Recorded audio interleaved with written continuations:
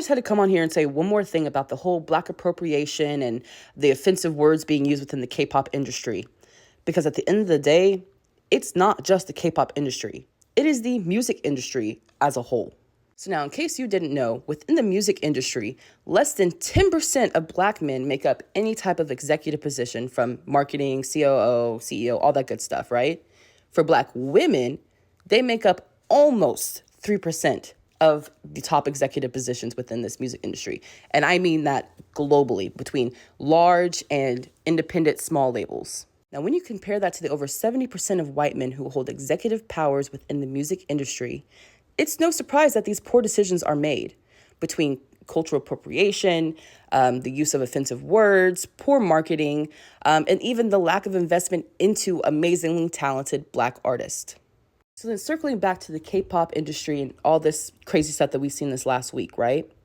It comes as not as much of a shock when you understand that there's most likely no one within their company to guide them the correct way and say, hey, that's cultural appropriation. Hey, that might be offensive to so-and-so group. We shouldn't do that. You should not say that word.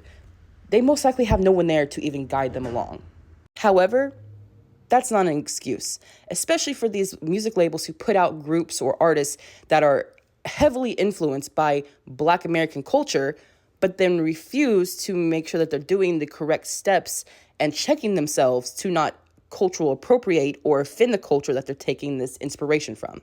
And one of the big reasons behind why I decided to pursue opening my own music label with Soul Rise Entertainment is because I had seen these statistics.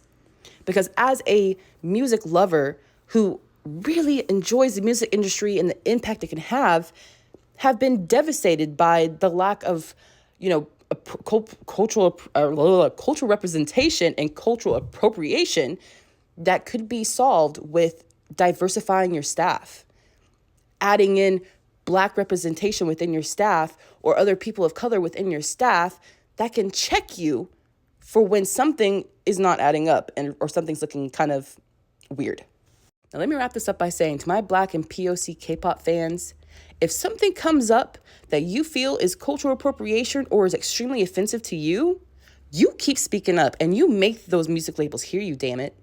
And to the music labels out there, I need y'all to do better and to get on your P's and Q's, because it's 2025 and this kind of stuff is no longer acceptable.